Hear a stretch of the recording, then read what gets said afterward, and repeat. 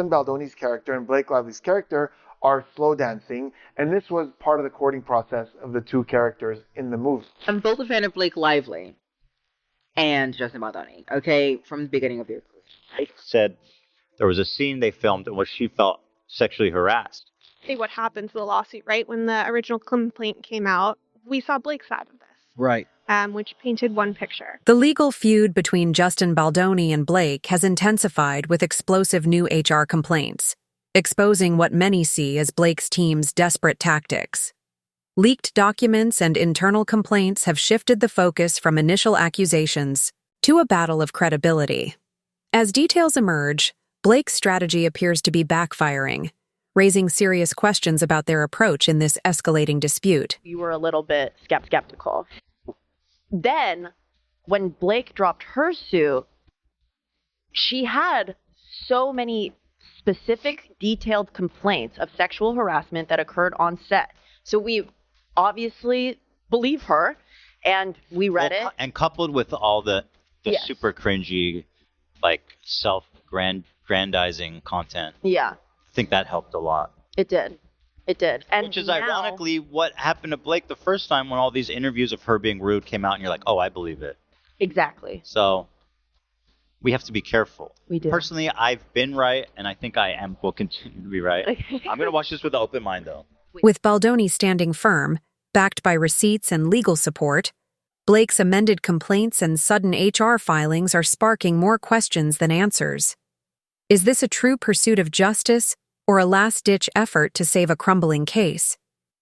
Fans, legal experts, and industry insiders are weighing in, and the growing consensus suggests things aren't looking good for Blake's side.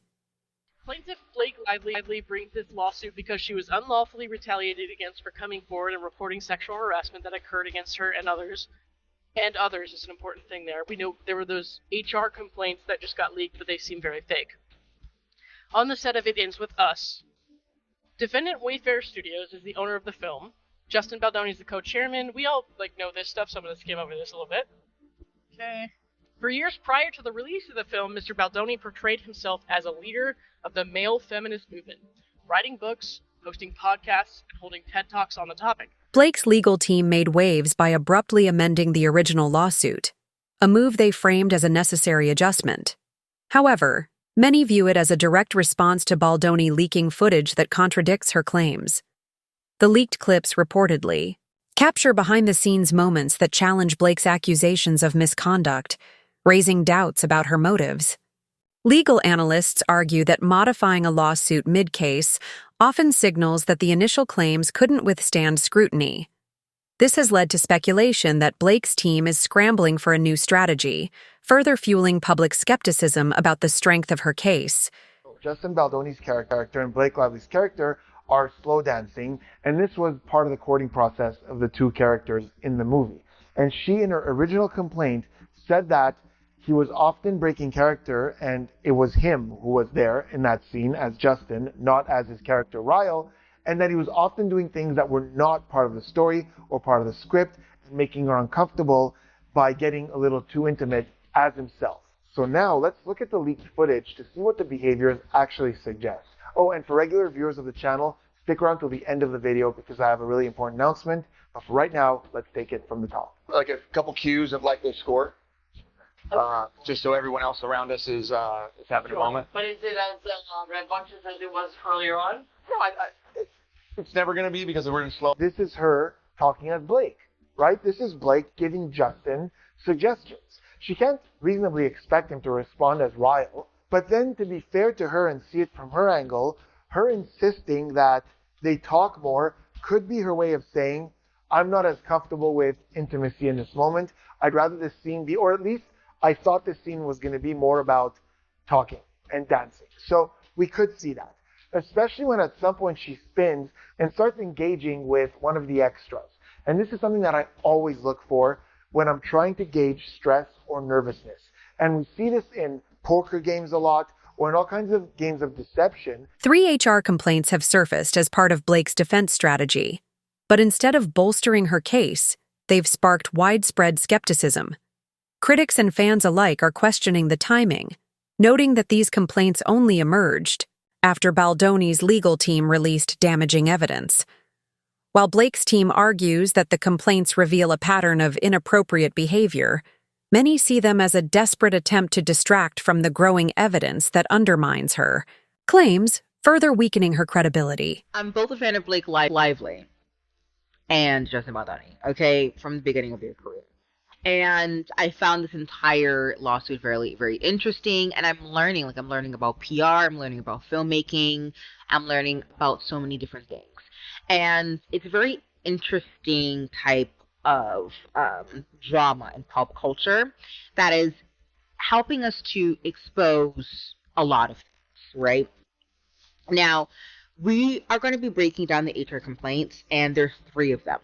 Now, because, like I said, they have been redacted, complainant is clearly traumatized. In her verbal account of incident, director Justin Baldoni approached complainant and asked her to speak privately. He asked complainant if she has ever had an orgasm on camera. She asked why this is necessary to know. Oh, this is Isabella Ferreira, by the way. So this is Isabella Ferreira. That's what I've concluded anyway. She asks why this is necessary to know since a climax is not scripted in the scene. Baldoni then leans close to complainant's face and whispered, "I think we should go ahead and add it in. Show me what you got." End quote. Complainant did not feel she had the authority to decline. Complainant told Baldoni she did not want to do the scene. In response to the HR allegations, Valon's legal team didn't just deny the claims. They came armed with detailed receipts to dismantle Blake's accusations. Emails, production notes, and video footage suggest that many of her claims are exaggerated or outright contradictory. A leaked document reveals that Blake allegedly approved scenes and decisions she later labeled problematic in her lawsuit, exposing a major inconsistency. This revelation is now fueling serious doubts about her credibility and the integrity of her case. Blake said there was a scene they filmed in which she felt sexually harassed. He has that scene. And he included it. We can watch that scene. Yep.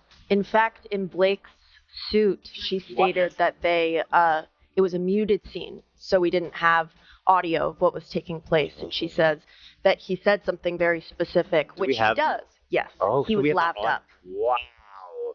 Dude, you never get this. This is crazy. You get all the details. You go, oh, I've sexualized her in this unaired scene. Here it is with audio. Yeah. Wow. Sources close to the production suggest that Blake's HR complaints are more about damage control than exposing workplace issues. With Baldoni gaining traction both publicly and within the industry, Blake's team is reportedly scrambling to shift the narrative. However, as more insiders come forward, the consensus is growing. These tactics may be backfiring.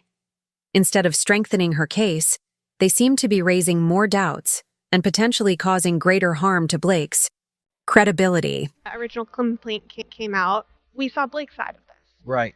Which painted one picture. Right. And then we started to see Justin's side over time. When he finally filed his suits, the first one was against the New York Times, and then secondly, he filed against Blake and Ryan. But they were like $250 million suits. Oh, yeah. That's ridiculous? Yeah, I mean, who knows what's going to happen. And there's multiple causes of action, and we'll see who wins on what. So he's suing the New York Times. Correct. For false information or something, right? Yeah. What is he suing them for? So defamation, false light, which is very similar. I also think that there was a promissory fraud in there as well, because if you look at the facts, I don't know if I'm putting that.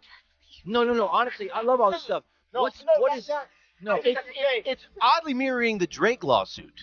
What's he's suing everybody too. And then they're also suing him or Blake is suing him for sexual harassment and retaliation. I saw that. So just to recap, because we jumped right into this. From my interpretation, because I really am just picking scraps from tabloids and news articles here and there. Trash. Yeah, just like I do in the neighborhood. Sort of nosing through the trash. Okay, so correct me if I'm wrong. I might be wrong. They made this movie together. Okay. Yes. Wait, alleged. What is it? No. They actually made the You get carried away with the alleged. They allegedly made this movie. Remember, this isn't financial advice. This is just my opinion. Yeah. Allegedly did everything. But if you do want some financial advice, go buy gold with Roslyn Capital. No, I'm kidding. Legal experts and media commentators are calling Blake's approach desperate, noting that filing HR complaints this late, after being challenged with evidence, feels like an attempt to stay afloat. Rather than strengthening her case, this move appears to be a last-ditch effort to regain public sympathy and legal leverage. However, the strategy seems to be failing, as skepticism grows and Blake's credibility continues to take a hit. Plaintiff Blake Lively brings this action for damages against Wayfarer Studios, Justin Baldoni, etc. We already know that. Introduction. It's a quote. It starts with a quote from Justin Baldoni's podcast. Ooh. So, give me the context here. Is this like thing that replaces the original document? It's like it's like it adds more to it. So we're replacing the original document, but we don't know what is from the original and what's new. We just have to read it to figure that out. Yeah, I mean, I read the first one a long time ago, but I don't want to make people wait too long. So let's read a little bit. Let's see. So this is a quote from Justin Baldoni's podcast. Are you confident enough to listen to the women in your life, to hear their ideas and their solutions? Oh, I can already tell this is such a bitchy thing to. Okay. So far in this document, just in the opener, the attention-grabby part of the document, I feel like Blake's lawyer, did his job worth the amount that he was paid. But I still don't believe it because of all the stuff that's come out and because of all the contradictions in Blake's initial complaint versus Justin's. Anyways. Number 5, at his own moment of truth, when forced to confront women he had made uncomfortable on his own set, he trivialized their concerns and failed to take accountability for the effects of his behavior, whether intended or not. And when faced with the predictable consequences of having created a toxic set, Justin Baldoni's legal team escalated the battle with an 86-page lawsuit accusing Blake of manipulating the legal process. The document details how her team allegedly pushed false narratives while suppressing contradictory evidence. For many, this lawsuit highlights a stark contrast: Baldoni's thorough, evidence-based approach versus Blake's reactionary and inconsistent tactics, further fueling doubts about the credibility of her claims. Concerning their alleged orchestration of a smear campaign targeting Blake Lively, purportedly in response to Lively's disclosure of concerns about the working environment on the set of Alleging, the film. I do want to mention quickly here, I'm not illiterate, but sometimes, baby, I'm glitching, alright? It's 9 in the goddamn morning, babes. My English ain't English until about noon. So maybe I should have filmed this at noon, but unfortunately, it's the only time I have right now to film. So, yeah, I'm not slow, but I'm a little bit slow. So just bear with me and stop cussing me out, innit? Like, you guys make it seem like you know every single word in the dictionary, babes. You can't even spend bitch because you're not her. You're not that bitch. Alright, all jokes aside, though, if I mispronounce certain things, you know what I mean, so stop it. The film production company, Wayfarer, its principals, Baldoni, and Heath. But hey, I will say this, though. Blake Lively is trying to say that Justin Baldoni and his camp was doing this whole smear campaign. Baby, it didn't need to take Justin Baldoni to do it. That had already begun. It had already begun from when you decided to promote other products and lines that you have, instead of talking about the film that you chose to be a part of, right? As one of the lead actresses for the show, for the film, about domestic violence. That was something you didn't do a great job at, and that's something that you were rightfully called out for. Whether it's people who are survivors of domestic violence, or whether it's people who maybe have no personal relation to that, but still felt like you did a trash job at promoting something that was supposed to be insightful. Once celebrated as Hollywood's sweetheart, Blake is now facing growing skepticism within the industry. Production insiders and former colleagues are distancing themselves, with some suggesting that her attempts to weaponize HR processes are damaging her reputation rather than helping her case. Meanwhile, as Baldoni gains support for standing his ground, Blake's once loyal fan base is beginning to fracture, with many expressing disappointment over how she has handled the situation and questioning her credibility. A negative story in Daily Mail title is Blake Lively set to be cancelled. Lively's portrayal is categorically false, misleading, and devoid of factual basis, yet knowingly endorsed by the Times, which claimed to have reviewed thousands of pages of text messages and emails. The smear campaign hinges on an August 16th text exchange in which Nathan allegedly shared a link to this article with Abel. The text exchange shows Abel responding, "Wow," followed by, "You really outdid yourself with this one," to which Nathan allegedly replied, "That's why you hired me, right? I'm the best." The message constitutes the entirety of the purported evidence underlying the allegations of a smear campaign orchestrated on behalf of Baldoni. Public opinion has become a crucial factor in this lawsuit, with social media buzzing with opinions, memes, and analysis. While Blake's team likely hoped the HR complaints would shift the narrative in her favor, they've instead sparked widespread backlash.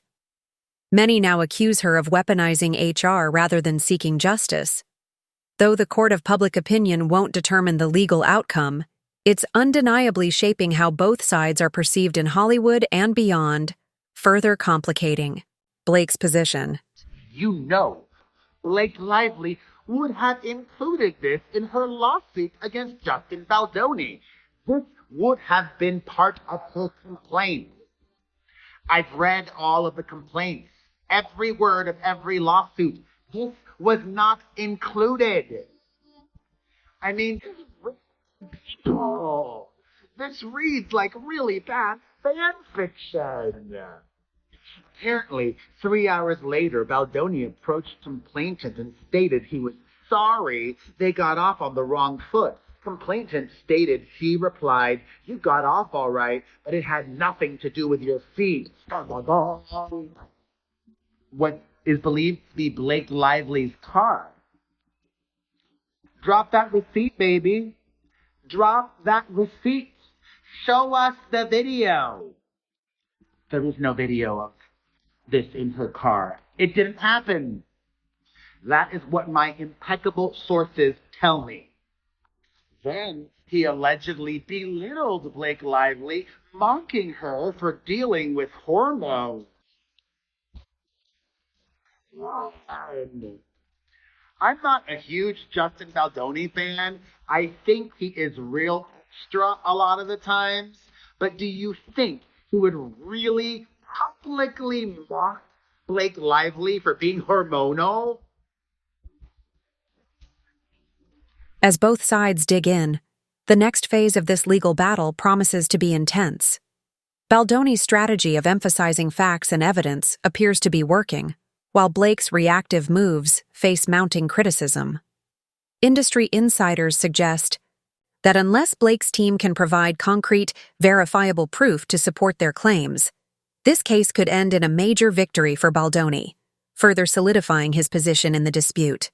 Justin Baldoni is suing Blake Lively and Ryan Reynolds for $400 million. I want to know how he came up with that number. Me too.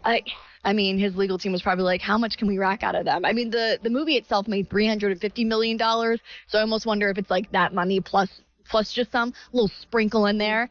But he is suing for defamation and for extortion. And extortion? Extortion. This entire lawsuit, like, my jaw was on the ground. I felt like every paragraph, every news section was just like another piece, honestly, of hot gossip. I gone into law had I known that law was just gossip all day, where you're just talking about things that happen to people's lives. The release of HR complaints and Blake Lively's amended lawsuit has sparked accusations of desperation and dishonesty. What was once presented as a pursuit of justice now seems, to many, like a frantic effort to regain control of a case slipping away, further fueling skepticism about her legal strategy and overall credibility. I've noted several unsettling experiences with her collaborator, boss, and director, Justin Baldoni. On redacted, complaint was in her car with driver redacted, and Mr. Baldoni. He started talking about how he had been severely addicted to pornography and had sexual encounters where he didn't have to take for an answer. He didn't take no for an answer. Or, quote, did not receive consent, end quote. When asking for it, but, quote, he did not let that stop him, end of quote. Justin Baldoni, armed with documents, footage, and strong legal backing, has positioned himself as the voice of reason in this escalating battle. Meanwhile, Blake's team faces mounting criticism, with many viewing their approach as a calculated smear campaign that's backfiring. As Hollywood insiders and fans continue to dissect every move, one thing is undeniable. Blake's legal tactics aren't just under scrutiny in court, but also in the unforgiving court of public opinion. With reputations, careers, and millions of dollars at stake, the lawsuit's outcome could reshape how both stars are perceived in the industry. And at this rate, Baldoni isn't just winning the legal fight, he's dominating the narrative.